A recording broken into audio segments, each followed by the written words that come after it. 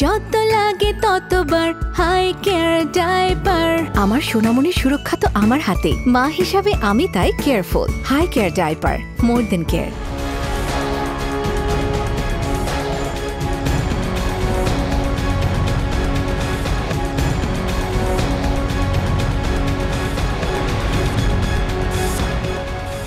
PR পদ্ধতি নিয়ে শক্ত অবস্থানে বিএনপি।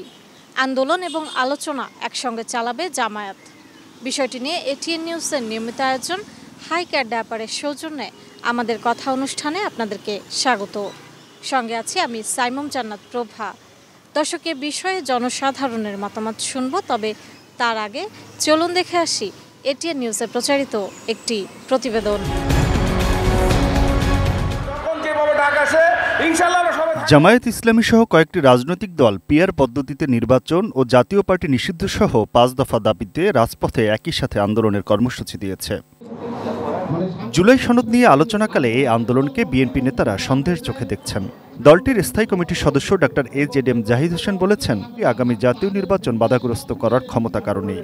মঙ্গলবার দুপুরে দিনাজপুরের হিলিতে দলের নেতাকর্মীদের সঙ্গে মতবিনিময় সভায় তিনি কথা বলেন। গণতান্ত্রিক রাজনীতিতে হুঙ্কার দিতেই পারেন, কিন্তু আমরা জানি আমরা যদি জনগণকে গণতন্ত্রের পক্ষে আজ ঐক্যবদ্ধ করতে পারি, ফেব্রুয়ারি নির্বাচনের পক্ষে ঐক্যবদ্ধ করতে পারি, কোন হুঙ্কারে আগামী জাতীয় নির্বাচন বাধাগ্রস্ত করার ক্ষমতা কারো নাই। এদিকে বিকেলে রাজধানীর গুলশানে নিজ বাসায় সমসাময়িক ইস্যু নিয়ে সাংবাদিকদের প্রশ্নের জবাবে সালাহউদ্দিন আহমেদ বলেন, রাজনৈতিক হীন উদ্দেশ্যে বা কিছু সংখ্যক আসন বেশি পাওয়ার লোভে জাতীয় স্বার্থের বাইরে গিয়ে কোনো কোনো দল এখন পিআর পদ্ধতিতে নির্বাচন চাইছে। বাংলাদেশে যদি রাজনৈতিক স্থিতিশীলতা প্রতিষ্ঠিত না হয়, গণতান্ত্রিকভাবে নির্বাচিত রাজনৈতিক সরকার প্রতিষ্ঠিত না হয়, তাহলে দেশে একটা সাংবিধানিক শূন্যতা বিরাজ করতে পারে। সেই শূন্যতার মধ্যে জাতীয় ঐক্য বিনষ্ট হবে। বিচারিক প্রক্রিয়ার মাধ্যমেই রাজনৈতিক দলের নিষেধাজ্ঞার বিষয়টির সমাধান করার পক্ষে মত দিয়ে সালাউদ্দিন আহমেদ বলেন, নির্বাহী আদেশে রাজনৈতিক দল নিষিদ্ধ করার পরিণাম ভবিষ্যতে ভয়ঙ্কর চর্চায় রূপ নেবে। স্বৈরাচারের দোষর হিসেবে, ফ্যাসিবাদের দোষর হিসেবে ২৮টা দলের রাজনৈতিক কর্মকাণ্ড বা দলকে নিষিদ্ধ চাইতে হবে। তাইলে নির্বাচনটা কাদেরকে নিয়ে হবে? এই দেশে যারা রাজনৈতিক দলসমূহের নিষিদ্ধ ঘোষণা করতে চাচ্ছে এখন এই দাবির মধ্য দিয়ে, তাহলে তারা যদি পরে বলে যে আমরাও নির্বাচন করব না, তাহলে কি এদেশের নির্বাচন হবে? Aminul Islam, ATN news, Dhaka. দর্শক, এতক্ষণ প্রতিবেদনটি দেখলেন, এবার চলুন দেখে আসি কি বলছেন সাধারণ মানুষ। আমি যদি থিওরি দেখি, তাহলে পিআর পদ্ধতি ভালো, যে সমঝোতা করে একটা এমপি গঠিত হবে। কিন্তু ব্যাপারটা হচ্ছে, বাংলাদেশে যখন এটা হবে তখন এর উল্টো রিয়াকশানটা হবে, যে পিআর পদ্ধতিতে যখন সমঝোতার মাধ্যমে একজন এমপি আসবে, তখন ওই এলাকার যারা, ধরুন একজন জামায়াত নেতা আসলো, কিন্তু ওই এলাকায় যারা বিএনপি আছে তারা ওনাকে মানতে চাইবে না, বরং বাংলাদেশি প্রেক্ষাপটে এই জিনিসটা আরও উল্টো রিয়াকশান করবে। পিআর পদ্ধতির সঙ্গে বাংলাদেশের যে সাধারণ জনতা, গ্রাম লেভেলের, বিশেষ করে একদম গ্রাম লেভেল জনতা যারা আছে, তারা আসলে এটার সাথে পরিচিত না। প্রার্থীটা তাদের মন মতো ওরকমভাবে সিলেক্ট করতে একটু কষ্ট হয়ে যাবে। যারা একদম প্রান্তিক লেভেলে গ্রাম থেকে আসছে, তাদের জন্য একটু সমস্যা হবে। পিআর পদ্ধতিতে যদি নির্বাচন করা হয়, তাহলে প্রত্যেকটা এলাকায় জনগণের যে ভোট থাকে, সেই জনগণের ভোটের মাধ্যমে যে নির্বাচিত প্রতিনিধি থাকে, অর্থাৎ প্রত্যেকটা এলাকার যে জনগণের যে কণ্ঠস্বর, অর্থাৎ জনগণের যে দাবি, সেগুলো মেটানোর জন্য জনগণের পক্ষ থেকে যে নির্বাচিত প্রতিনিধি থাকে, সেটা পিআর পদ্ধতির মাধ্যমে করলে সেটা সম্ভব হয় না।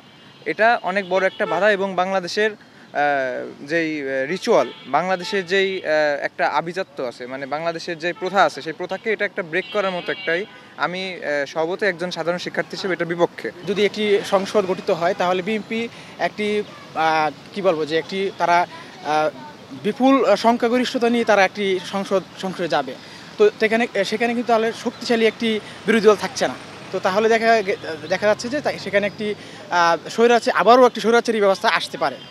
তো আমি মনে করি যে যদি ইসলামপন্থী, তার জামায়াত নেতৃত্বাধীন যে ইসলামপন্থী দলগুলি যে তারা পিআর পদ্ধতি চাচ্ছে, বর্তমান বাস্তবতায় আমি মনে করি যে এই পিআর পদ্ধতি একটি যৌক্তিক একটি অবস্থান থাকে। কিশোরগঞ্জ থেকে স্বাগত জানাচ্ছি আমি শফিক আদনান। সামনের জাতীয় সংসদ নির্বাচন কিভাবে হবে, কোন পদ্ধতিতে হবে, তা নিয়ে রাজনৈতিক দলগুলোর মধ্যে চলছে বিতর্ক। বিএনপি সহ সমমনা দলগুলো চাইছে আগে যে পদ্ধতিতে নির্বাচন হতো সেভাবে হোক আগামী নির্বাচন। আর জামায়াত সহ সমমনা দলগুলো বলছে তারা পেয়ার পদ্ধতিতে নির্বাচন চায়। এ দাবি নিয়ে প্রয়োজনে তারা আন্দোলন করবে। তো বিষয়টি নিয়ে কিশোরগঞ্জের সাধারণ মানুষ কি ভাবছেন তাই জানার চেষ্টা করব আমাদের কথার আজকের আয়োজন। পেয়ার পদ্ধতিতে নির্বাচন হয়, সেক্ষেত্রে দেখা গেল কি আমাদের যে আকাঙ্ক্ষাগুলো এগুলো বাস্তবায়িত হবে এবং প্রত্যেকটা ভোটেরই মূল্যায়ন পাবে। আমি যারে ভোট দিব সে আমার দেশের উন্নয়ন করবে, তাকে আমাকে চিনতে হবে যে সে আমার প্রতিনিধি। আর যারা পিয়ার নিয়ে কথা বলতেছে, আমার বক্তব্য হলো এই জায়গায় এরা এই দেশে কত পার্সেন্ট মানুষের প্রতিনিধিত্ব করে, কাজেই যেহেতু এরা এই দেশের সংখ্যাগরিষ্ঠ মানুষের প্রতিনিধিত্ব করে না, কাজেই তাদের কথাই তো পিয়ার হইতে পারে না। পিয়ার এই দেশের জনগণের কথাই হবে। আমরা পিয়ার চাই না। আমরা আগে যে পদ্ধতিতে নির্বাচন করছি, আমার প্রতিনিধি আমি নির্বাচিত করব। পিয়ার পদ্ধতি আমরা চাই না, কারণ পিয়ার পদ্ধতি হইলে দেখা যাবে যে সকল ক্ষমতা কেন্দ্রে একীভূত হয়েছে, সকল নেতারা দেখা যাবে যে ঢাকা কেন্দ্রিক বা বড় বড় শহর কেন্দ্রিক নেতারা থাকবে। এতে করে আমাদের যে প্রত্যন্ত গ্রামের যে জনগণ, আমরা তো ওদের মানে কোনো দেখাই পাবো না, আমাদের নেতাকে, আমাদের এমপি কে, ওদের ধারে কাছেও আমরা যেতে পারবো না। পিয়ার পদ্ধতির জন্য এরা যে আন্দোলন করতেছে, এটা আসলে আন্দোলনের নামে এরা মূলত দেশকে একটা অস্থিতিশীলতার দিকে ঠেলে দিতেছে। আসলে এই পদ্ধতিতে কখনো আমরা এদেশের মানুষ পরিচিত ছিলাম না এর আগে। আমরা চাই এর আগে যে পদ্ধতিতে নির্বাচন হচ্ছে সরাসরি এভাবেই প্রতিনিধি নির্বাচিত হোক। গণতন্ত্র নির্বাচন করে পিয়ার হলে আমাদের ক্ষতি হবে। আর পিয়ার সম্পর্কে আমি সাধারণ জনগণের মধ্যে 90% বুঝে না। যারা পিয়ার চায় তাদের মধ্যে অনেকে বলুক যে পিয়ার নির্বাচন হলে স্বতন্ত্র ভোটগুলো কিভাবে হবে, স্বতন্ত্র ক্যান্ডিডেটগুলো কিভাবে নির্বাচন করবে, আর পিয়ার হয়েছে ভোট সঠিক হবে এটা কোনো গ্যারান্টি আছে? পিয়ার পদ্ধতিতে ভোট সম্বন্ধে জনগণ অবগত নাই, এটা জানেও না। আমাদের এই বাংলাদেশে ওই পিয়ার সম্বন্ধে আমজনতা কেউ জানে না। সেই জন্য আমরা পিয়ারের চাই না। আমরা চাই যে আপনার গণতান্ত্রিক উপায়ে এই বাংলাদেশে ভোট হোক। আমাদের কথায় ফেনী থেকে স্বাগত জানাচ্ছি আমি দিদারুল আলম। পিয়ার পদ্ধতিতে নির্বাচনের বিপক্ষে শক্ত অবস্থানে বিএনপি। আলোচনা এবং আন্দোলন একই সাথে চলবে জানালো জামাত। এ নিয়ে শুনবো ফেনীর সাধারণ মানুষের কথা। পিয়ারের পক্ষ বিপক্ষ নেওয়ার মতো কোনো বিষয় এখন না। বিষয়টা হচ্ছে একটা নির্বাচনের প্রয়োজন। একটা নির্বাচন আসলে দেশের অবস্থাটা ফিরে আসে, একটা গণতান্ত্রিক অবস্থা ফিরে আসবে। একটা গণতান্ত্রিক অবস্থা ফিরে আসলে দেশের শান্তি ফিরে আসবে। বর্তমান যে অবস্থা আছে একটা অশান্তির ভিতরে আছে। অশান্তি থেকে মুক্ত হওয়ার জন্য পিয়ার পদ্ধতি একটা নতুন সিস্টেম বলে, এটাকে বলে মানে নতুন করে কোনো একটা আন্দোলন তৈরি করে নির্বাচন বানচাল করার একটা চিন্তা ভাবনা। এবং নির্বাচন বানচাল হলে কারো সুবিধা হতে পারে, কারো অসুবিধা হতে পারে, কিন্তু নির্বাচনটা হওয়া অতীব জরুরি। আমার ভোট আমি দেব, যাকে খুশি তাকে দেব, এটা অতি শীঘ্রই আমাদের নির্বাচনটা আমরা দেওয়া উচিত মনে করি। এবং দিলে তাহলে নির্বাচিত সরকারের মাধ্যমে, আইন প্রণয়নের মাধ্যমে সেটা দেশটা পরিচালিত হবে। দর্শক, এই ছিল এটিএন নিউজের নিয়মিত আয়োজন হাইকেয়ার ডায়াপারের সৌজন্যে আমাদের কথা অনুষ্ঠানের আজকের পর্ব। বিদায় নিচ্ছি আমি সাইমুম জান্নাত প্রভা। দেখা হবে আগামী পর্বে। ততক্ষণ পর্যন্ত সুস্থ থাকুন, ভালো থাকুন, সঙ্গে থাকুন এটিএন নিউজের।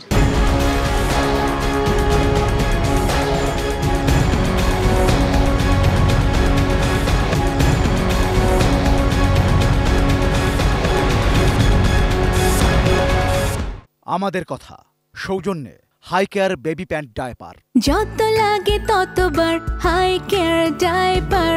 আমার সোনামণির সুরক্ষা তো আমার হাতে। মা হিসাবে আমি তাই কেয়ারফুল। হাইকেয়ার ডায়াপার, মোর দেন কেয়ার।